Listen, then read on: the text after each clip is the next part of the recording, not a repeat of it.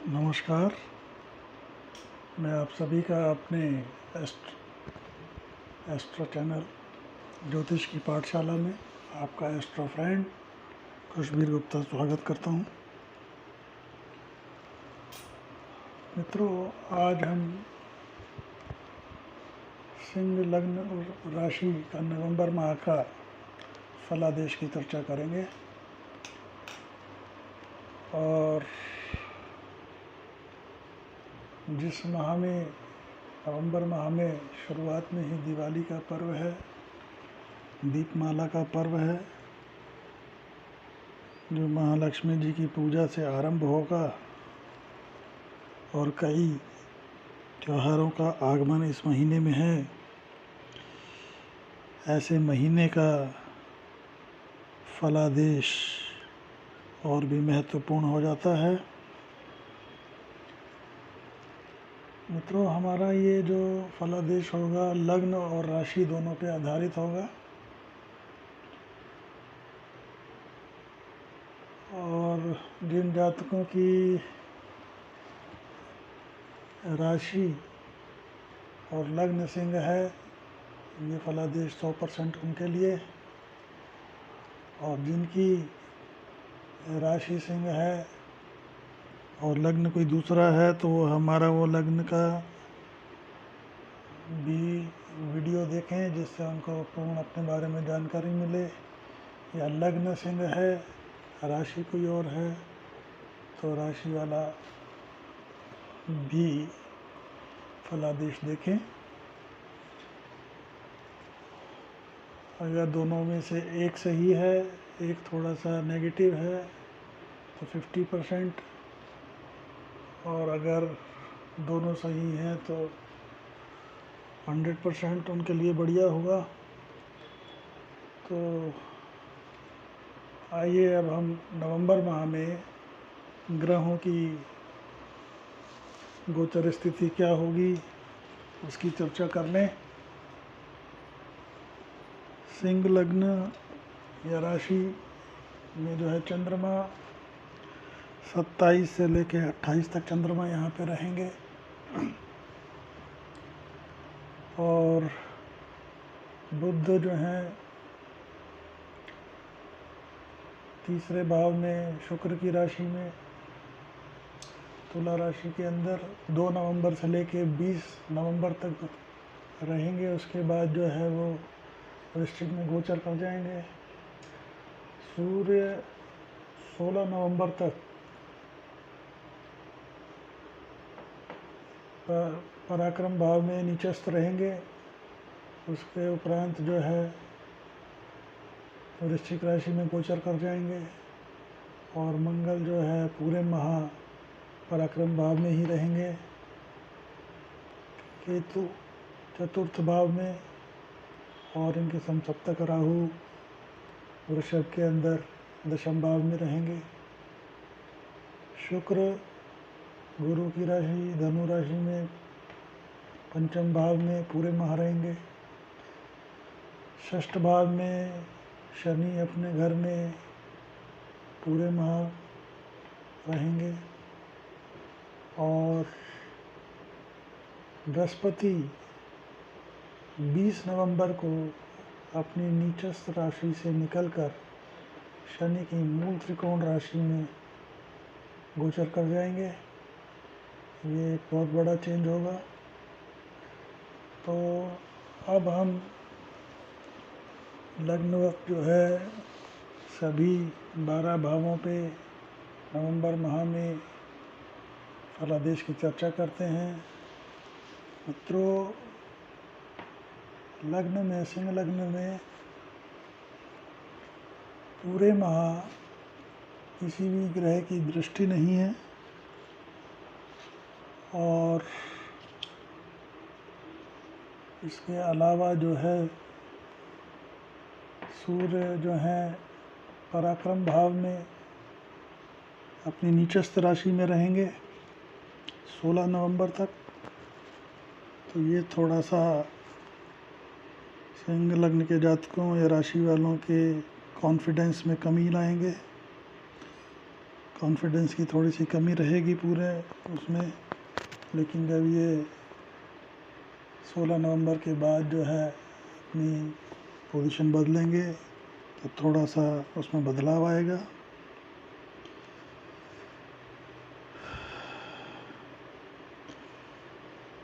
और इसमें जैसे आप एक एग्ज़ाम्पल के तौर पे फ़ॉरेन जाने के लिए आपने अप्लाई किया है, वहाँ पे कम्युनिकेशन स्किल इंग्लिश की बहुत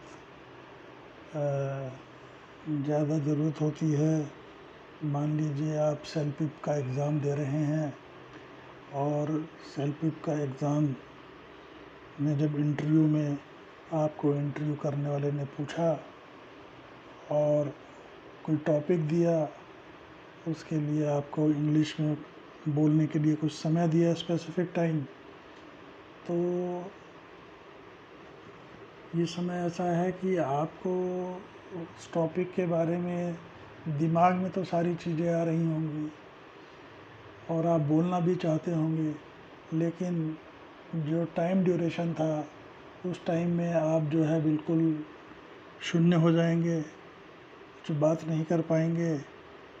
तो ऐसी स्थिति जब निर्मित होती है तो जातक को चाहिए इससे ओवरकम करने के लिए रिहर्सल करे, बार बार उस चीज़ को रिहर्सल करे, अपने आप से बात करे। तो इस तरह की अगर वो चीज़ प्रैक्टिस करेगा तो जो ये थोड़ा सा लो कॉन्फिडेंस का जो सिनेरियो है उससे वो मीट आउट कर पाएगा। और थोड़ा सा जो है जातक को चाहिए कि इन दिनों कोई अगर उसको असफलता मिलती है तो आकस्मिक निराशाओं से बचने की चेष्टा करे, और अगर वो इस तरह का करेगा तो भविष्य में उसके लिए श्रेष्ठ रहेगा। अब आ जाते हैं हम धन भाव में। धन भाव के जो स्वामी पराक्रम में बैठे हैं और यहाँ पे जो है पराक्रम में बैठने के कारण जब गुरुदेव बृहस्पति जो हैं जब 20 नवंबर के बाद गोचर करेंगे तो उनका कोई अटका हुआ धन, रुका हुआ धन उनको प्राप्त हो सकता है।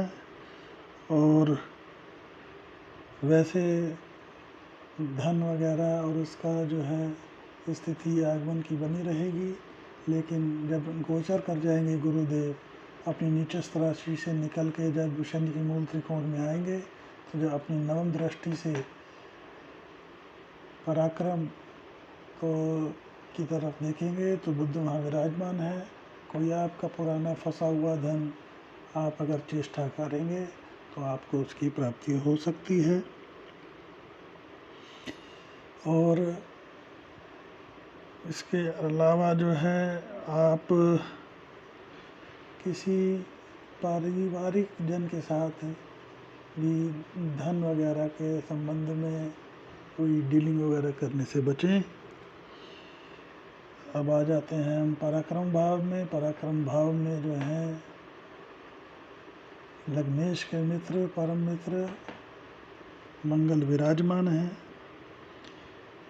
तो लेकिन शुरुआती दौर में थोड़ा सा भटकाव की स्थिति रहेगी, क्योंकि यहाँ पे सूर्य नीचस्थ हैं। थोड़ा सा आपको कन्फ्यूज़न जैसी स्थितियाँ लगेंगी कि सब कुछ आपको आते हुए भी आप सोचेंगे कि मैं यहाँ जाऊँ या वहाँ जाऊँ, भटकाव की स्थिति पैदा होगी।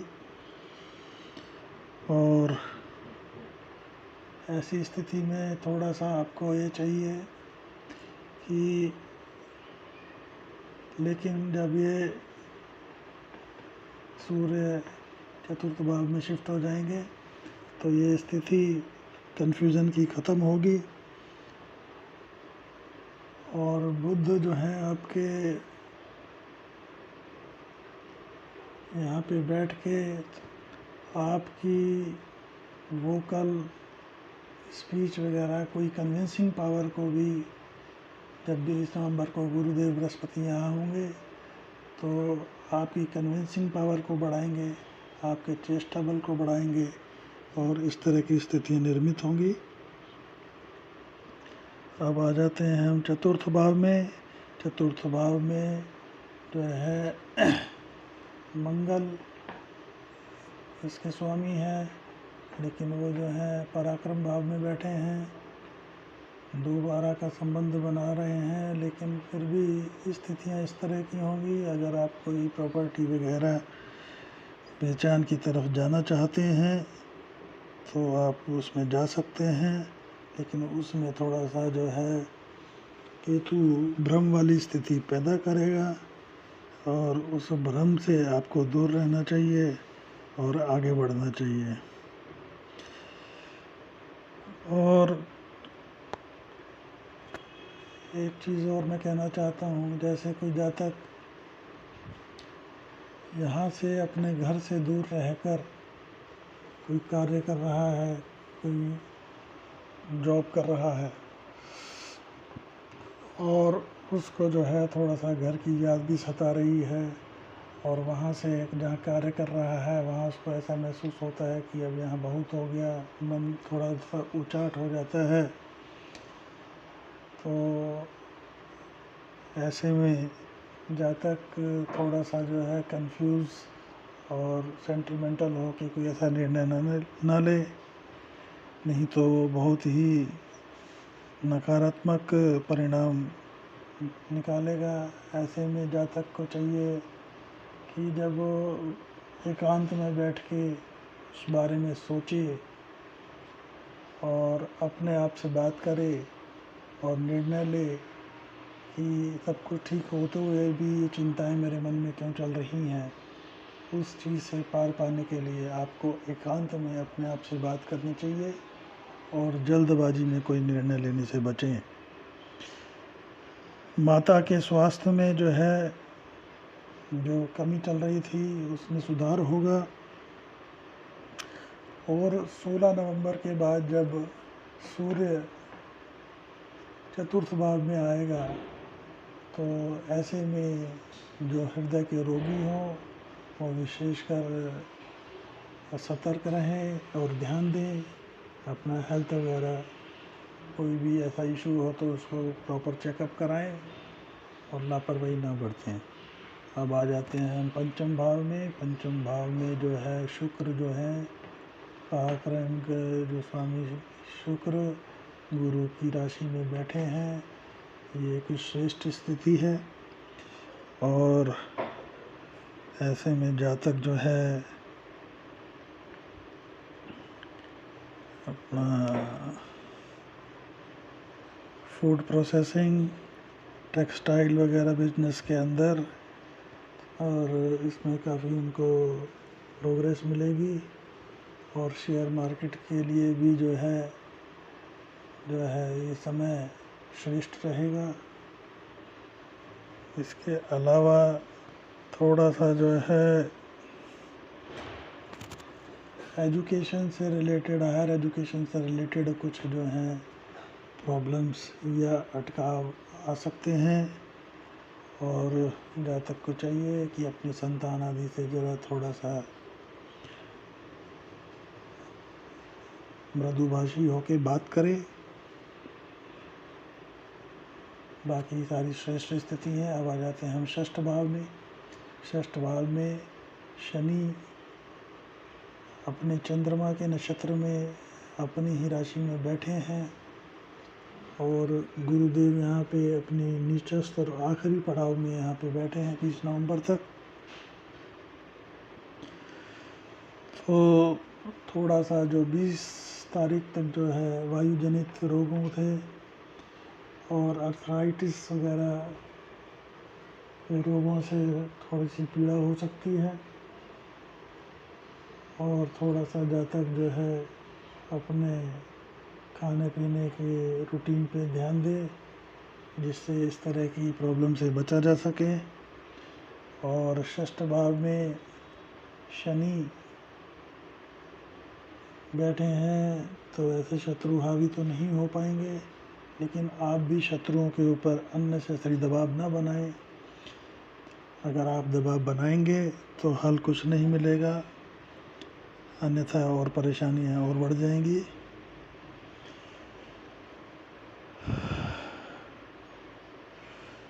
और अब आ जाते हैं हम सप्तम भाव में। लेकिन जब सप्तम भाव में जो है स्थिति, जब गुरु पहुँचेंगे तो थोड़ा सा जो है दाम्पत्य में अकेले बैठ के कुछ कमी लाते हैं। और पारिवारिक, जब शनि की राशि से शनि जो है 2/12 पे बैठे हों तो थोड़ा सा जो है परिवार में तनाव, इस तरह की स्थितियां रहेंगी। लेकिन जातक को चाहिए कि अगर जो परिवार में कुछ प्रॉब्लम्स हैं तो प्रैक्टिकली आपस में बैठ के बात करें और आपस में जो है आचार विचार करके चीज़ों को निपटाएं। बनावटी पन्ना दिखाकर साथ बैठकर विचार विमर्श करके अपनी दुविधाओं को डिस्कस करके ही जो है थोड़ा सा सौहार्द आ सकता है। और अब आ जाते हैं हम अष्टम भाव में। अष्टम भाव में गुरु जो हैं अष्टम भाव का स्वामी षष्ठेश में बैठे हैं और षष्ठेश में बैठने के कारण ये थोड़ा सा जो है लीवर जनित रोग वगैरह की समस्या दे सकते हैं। ऐसे में जातक को चाहिए कोई लीवर संबंधित कोई परेशानी हो तो उसमें लापरवाही न बरते। और इसके अलावा कुछ आकस्मिक धन का, क्योंकि यहाँ पे 20 तारीख तक जो है गुरुदेव जो है अपनी उच्च राशि को देखेंगे, तो उच्च राशि को देखने की वजह से थोड़ा सा एक्सपोर्ट वगैरह रिलेटेड कामों में बढ़ोतरी मिल सकती है। और एक्सपोर्ट के अलावा जो है फॉरेन स्टडीज़ वगैरह के लिए भी आगे अगर जाना चाहें तो जा सकते हैं। अब आ जाते हैं भाग्य भाव में। भाग्य भाव में मंगल और यहाँ के स्वामी पराक्रम भाव में भाग्य को देख रहे हैं। ये एक अत्यंत श्रेष्ठ स्थिति है। और जो है पराक्रमेश जो है लग्नेश के यहाँ पे मित्र हैं और अपने भाव को देख रहे हैं। ऐसे में जातक को अपने पराक्रम के दम से अपना भाग्य का निर्माण करने का बहुत ही सुनहरा अवसर मिलेगा। और कोई भी ऐसे काम जातक के जो है पराक्रम के बल पे, भाग्य के बल पे आगे बढ़ते चले जाएंगे और भाग्य का बहुत ही श्रेष्ठ साथ बना हुआ है नवंबर माह में। अब आ जाते हैं हम कर्म भाव में। कर्म भाव में जो है राहु थोड़ा सा भटकाव की स्थिति देगा 16 नवंबर तक।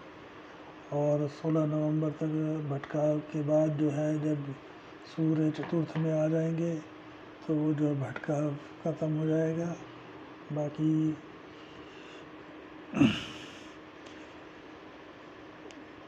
जो भी अगर आप चेंजेस की तरफ जाना चाहते हैं तो पूरी ताकत के साथ जाएं, कन्फ्यूज़न के साथ ना जाएं।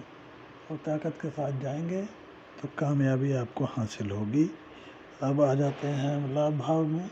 लाभ भाव के जो है स्वामी आपके 20 तारीख तक जो है आपके पराक्रम भाव में रहेंगे।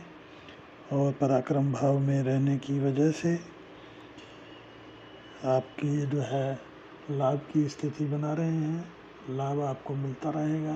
पराक्रम करेंगे तो श्रेष्ठ लाभ आपको आता रहेगा और एक रूटीन बिजनेस फ्लो में आपका जो लाभ आता है उसमें कोई रुकावट नहीं है। अब आ जाते हैं द्वादश भाव में। द्वादश भाव में भी जो है आपके खर्चे अगर गुरुदेव बृहस्पति जो हैं बढ़ाएंगे तो बढ़ाएंगे इस सेंस में कि आपकी कोई जो है लीकेज वगैरह जो हो रही होंगी बिजनेस में या व्यापार में, उस लीकेज को रोकेंगे तो वो एक तरह से आपकी सेविंग ही है। और कोर्ट कचहरी के केसेस में आपको कोई बड़ा रिलीफ मिल सकता है क्योंकि यहाँ गुरुदेव बृहस्पति अपनी उच्च राशि को देख रहे हैं। तो मित्रों, हमने आज इसमें सिंह राशि और लग्न का नवंबर माह 2021 का फलादेश का अध्ययन किया और आप सभी को हमारी दीपावली की बहुत बहुत शुभकामनाएं। अगर आपको मेरा वीडियो पसंद आया हो तो मेरे वीडियो को लाइक करें, मेरे चैनल ज्योतिष की पाठशाला को सब्सक्राइब करें। हमारा व्हाट्सएप नंबर है 8178113518। अगर कोई हमसे परामर्श लेना चाहता है तो हमारे व्हाट्सएप नंबर पे व्हाट्सएप कर सकता है। कॉल हम नहीं लेते हैं। बहुत बहुत धन्यवाद। वंदे मातरम। जय हिंद।